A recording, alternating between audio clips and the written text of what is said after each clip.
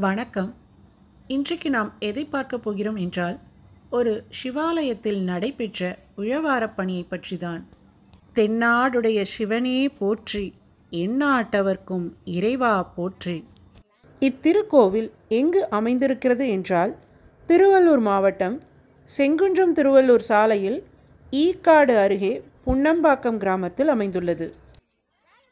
இத்தலத்தில் வீற்றிருக்கும் இறைவனின் பெயர் புண்ணிய கோடீஸ்வரர் என்றும் இறைவி புனிதவல்லி அம்மன் என்றும் அழைக்கப்படுகின்றனர். இப்பொழுது இந்த உழவாரப் பணியை பாருங்கள். இங்கு உழவாரப் பணி செய்யும் ஒவ்வொரு அடியவரும் தன்னார்வத்துடன் முழு மனதோடு முழுமையுமாக தங்களை ஈடுபடுத்தி கொண்டு செவ்வனே இப்பணியை செய்து கொண்டிருக்கிறார்கள்.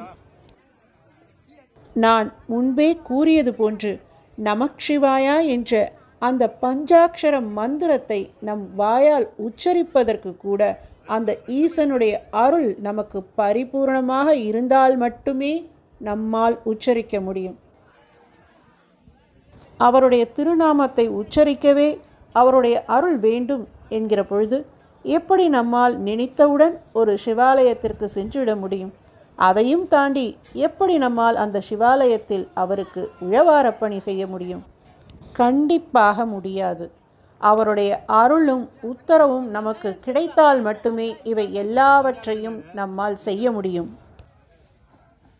இங்கு பாருங்கள், இவர்கள் உழவாரப் பணியை எவ்வளவு அழகாக செய்து கொண்டிருக்கிறார்கள் என்று. ஒவ்வொரு மாதமும் முதல் ஞாயிறு தோறும் எந்தெந்த ஊர்களிலோ இருக்கும் சிவாலயங்களை கண்டுபிடித்து அங்கு சென்று உழவாரப் பணியை மேற்கொண்டு வரும் இந்த அடியார்கள் ஒவ்வொருவருக்கும் அந்த ஈசனின் அருள் பரிபூரணமாக கிடைத்திருக்கிறது என்பது சத்தியமான உண்மை. எல்லோருக்கும் இத்தகைய பெரும் பாக்கியம் எளிதில் கிடைத்துவிடாது. நாங்களும் முதன்முறையாக எதிர்பாராத விதமாக அந்த ஈசனின் அருள் கிடைக்க பெற்றதால் இந்த ஆலயத்திற்கு உழவாரப் பணிக்கு சென்றோம். அப்பொழுதுதான் இத்தகைய ஒரு சிவாலயம் இந்த ஊரில் அழகான சூழலில் அமைதியான இடத்தில் இடம்பெற்றிருப்பது தெரிய வந்தது. அது மட்டுமல்லாமல் உழவாரப் பணியை செய்து வரும் அடியார்கள் அனைவருக்கும் காலை சிற்றுண்டி, மதிய உணவு, இடைப்பட்ட நேரத்தில் தேநீர் என்று உபயதாரர் ஒவ்வொருவரும் போட்டி போட்டுக்கொண்டு விநியோகித்து வந்தனர்.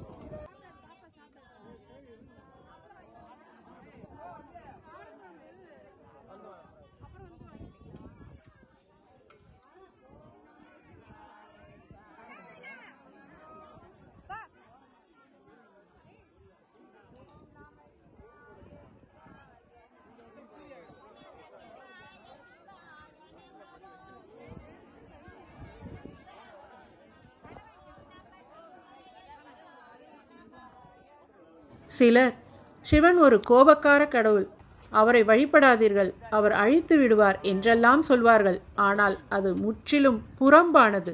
என்னை பொறுத்தவரை அவரை போன்று எளிமையான, அன்பான, கருணையான கடவுள் இவ்வுலகில் வேறு எவரும் இல்லை. இந்த உலகில் எல்லா உயிர்களும் எதிர்பார்க்கக்கூடிய ஒரே விஷயம் அன்பு மட்டும்தான். அதுபோன்று கடவுளும் நம்மிடம் எதிர்பார்ப்பது உண்மையான அன்பையும் பாசத்தையும் மட்டும்தான். அவர் நம்மிடம் பூஜையோ, புனஸ்காரமோ, பக்தியோ, விரதமோ இதை எதையும் எதிர்பார்க்கவில்லை. தூய அன்போடு நாம் அவரை அணுகினால் அவர் நமக்கு அடிமை. அது மட்டுமில்லாமல் நாமே அவரை விட்டு சென்றாலும் அவர் நம்மை விடமாட்டார். நம் இறுதி காலம் வரை நம்மை இறுக பற்றிக் கொள்வார்.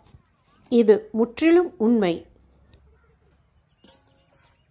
ஔவையார் ஆலயம் தொழுவது சாலவும் நன்று என்றும், உலக நீதி என்னும் நூலை எழுதிய உலகநாதர் கோவிலில்லா ஊரில் குடியிருக்க வேண்டாம் என்றும் குறிப்பிட்டுள்ளனர். நமது முன்னோர்கள் நீரில்லா நெற்றியும் ஆறில்லா ஊரும் பாழ் என்பர். ஊர் என்றாலே குளிர்ந்த நீர் ஓடும் ஆறும் அதன் அருகே ஆண்டவன் கொலுவிருக்கும் ஆலயமும் அமைந்திருக்க வேண்டும். அப்படி இருந்தால்தான் கண்ணுக்கும் கருத்துக்கும் உள்ளத்திற்கும் விருந்தாகவும் மருந்தாகவும் அமையும். ஆதலால் நெற்றி நிறைய திருநீற்றை அணிந்து கொள்ளுங்கள். அது ஒன்றே நம் கவலைகளையும் பிணிகளையும் தீர்க்கக்கூடிய அருமருந்தாகும்.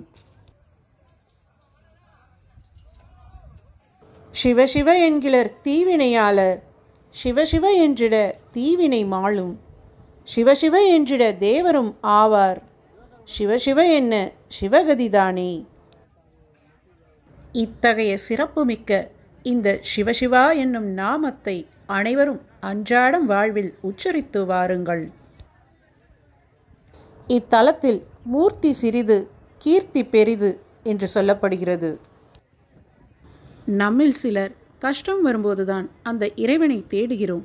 அப்படி இல்லாமல் கஷ்டமோ சந்தோஷமோ எந்த ஒரு சூழ்நிலையிலும் அவரை மறவாத நிலையில் இருக்க வேண்டும். அதன்படி எப்போதும் உன்னை மறவாத நிலையை எனக்கு கொடுத்தருள வேண்டும் என்று அந்த இறைவனிடம் வேண்டிக் கொள்ளுங்கள்.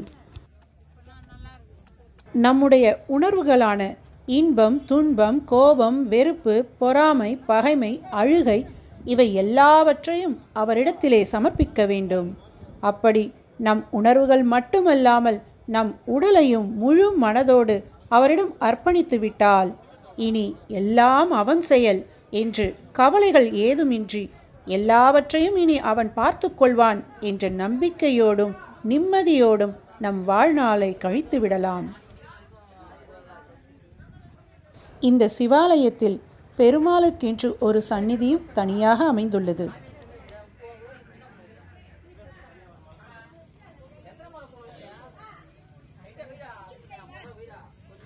இப்பொழுது பாருங்கள், இங்கு இறைவனுக்கும் இறைவிக்கும் அபிஷேகம் அலங்காரம் நடைபெற்று கைலாய வாத்தியத்துடன் தீபாராதனை செய்து இவ்விழவாரப் பணியை அனைவரும் செவ்வனே முடித்து வந்தோம். கைலாய வாத்தியத்தை கேட்க நாம் பெரும் பாக்கியம் செய்திருக்க வேண்டும். அங்கனம் அவ்வாத்தியத்தை அவ்விசையை கேட்கும் பொழுது அந்த ஈசனே வந்து நடனமாடுவது போல அத்தனை பேரானந்தம்.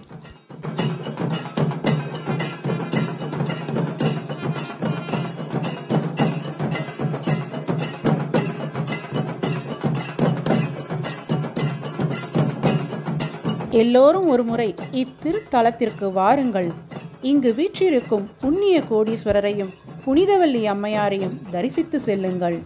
இங்கு எப்படி அந்த ஈசன் அமைதியான சூழலில் அமைதியாக வீற்றிருக்கிறாரோ அதுபோல் அவரை வணங்கி செல்லும் போது நம் மனமும் அமைதி பெறும் என்பது என் நம்பிக்கை.